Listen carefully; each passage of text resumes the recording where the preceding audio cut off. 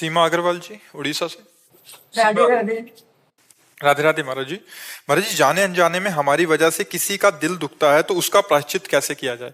नहीं, इसमें यह देखना है कि कोई अधर्माचरण की प्रवृत्ति करके अगर हमारी तरफ व्यवहार करता है और उसका दिल दुखता है तो और दुखे, हमें उसकी कोई परवाह नहीं करनी। अगर धर्म से कोई बात है और मेरे द्वारा कोई चूक हो गई है तो मुझे प्रायश्चित करना चाहिए। नहीं ऐसे हम धर्म से चल रहे हैं, हम धर्म के मार्ग में है। अब मान लो प्रश्न करता स्त्री शरीर है, आप कोई अधर्माचरण से देखे, अधर्माचरण की वार्ता व्यवहार करे तो आप उसके लिए थोड़ी मनाएंगे कि उसका दिल न दुखे। नहीं नहीं, हम दिल दुखाने के लिए नहीं है, हम धर्म के लिए मनुष्य शरीर धारण किए। अगर वो अधर्माचरण से देखता है तो उसके देखने की क्षमता को नष्ट कर देंगे। अगर वो अधर्माचरण से चलता है तो उसके चलने की क्षमता को नष्ट कर देंगे। दिल दुखाने की बात क्या है? हाँ, अगर वो धर्म से कोई चल रहा है, मेरी तरफ से कोई चूक हो गई है तो उसके लिए हम प्रायश्चित करते हैं। हम हृदय में पश्चाताप करते हैं, आगे से सुधार करते हैं कि हम किसी को कटु या ऐसा दुखद शब्द ना बोले, हमारा कोई व्यवहार गलत ना हो। लेकिन कोई हमारे धर्म के प्रति गलत व्यवहार करे, हमारे चरित्र के प्रति कोई गलत व्यवहार करे तो क्षमा नहीं करना है। क्षमा एक सीमा तक है, फिर इसके बाद नहीं क्षमा है। साधु महात्मा भी एक सीमा तक क्षमा करते हैं। जब देखा वेन अपनी सीमा को पार कर रहा है तो मार दिया। भागवत में पढ़ के देख लो, मार दिया और मुर्दे से भगवान को प्रकट कर दिया।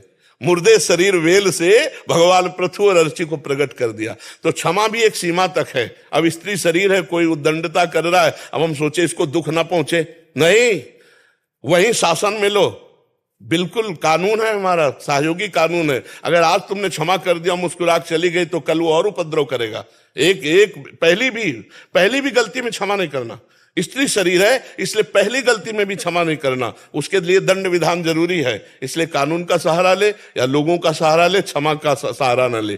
हम अपने घर में अगर कोई ऐसी बात है और घर का व्यक्ति से कोई ऐसा दुखद वचन बोल दिया है जो नहीं बोलना चाहिए, उसे दुख लग रहा है, तब तो हम क्षमा चाहते हैं। हम अपने अंदर प्रायश्चित करेंगे कि हम ऐसा नहीं बोलेंगे। लेकिन अगर कोई धर्म विरुद्ध है, व्यवहार घर में भी कर रहा है, तो भी हम उसे क्षमा नहीं करेंगे। ये ध्यान रखने की बातें हैं। अगर एक बार क्षमा किया तो उसका अपराध प्रवृत्ति बढ़ती चली जाएगी। स्त्री शरीर होने के कारण ऐसा उत्तर दे रहे हैं। अगर पुरुष शरीर होता तो उसको एक बार बोलते कि पहली गलती क्षमा कीजिए और दूसरी गलती पर ध्यान दीजिए और तीसरी गलती पर दंड विधान कर दीजिए। कानून है हमारे पास। समझ में आया?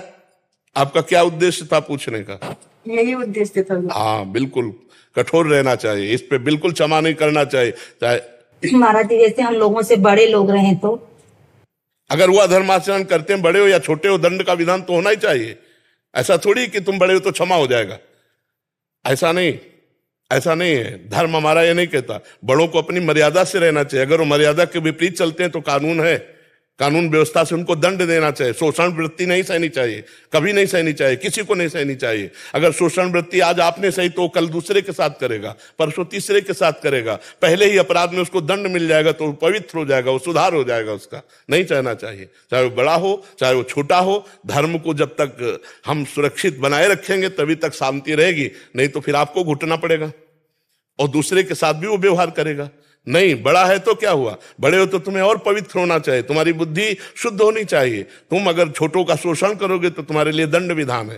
दंड विधान उनके लिए ही बना हुआ है जो धर्म विरुद्ध आचरण करते हैं। हाँ, हमारे वचन के द्वारा, हमारी चेष्टा के द्वारा किसी को अपनी तरफ से दुख नहीं देना है।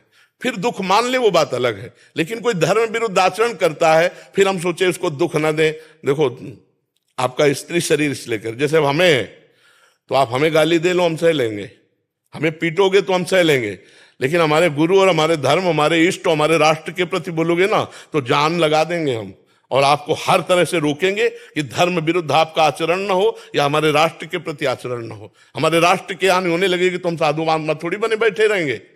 ना बैठे रहे हैं, वहीं कमंडल लेके पहुंच गए जहां राष्ट्र की हानि होने की बात हुई है। तो धर्म की रक्षा के लिए ही सब सहनशीलता बनाई गई है, और जहां धर्म की हानि हो रही हो वहां सहनशीलता नहीं है। वहां उग्र रूप रख करके धर्म की रक्षा करनी चाहिए, अपने धर्म की रक्षा करनी चाहिए। आपका चरित्र ही आपका जीवन है। आपके चरित्र पर कोई हाथ रखे तो ऐसा नहीं, चाहे वो बड़ा हो, घर का हो चाहे बाहर का हो, बिल्कुल रुद्र रूप धारण कर लेना चाहिए और कानून का सहयोग लेना चाहिए। ऐसा नहीं कि हम सहन कर लिया फिर वो गलत हो जाएगा, वो फिर कईयों के साथ अभद्र व्यवहार करेगा। पहले ही अपराध में उसको दंड मिलना चाहिए, वहां क्षमा नहीं है।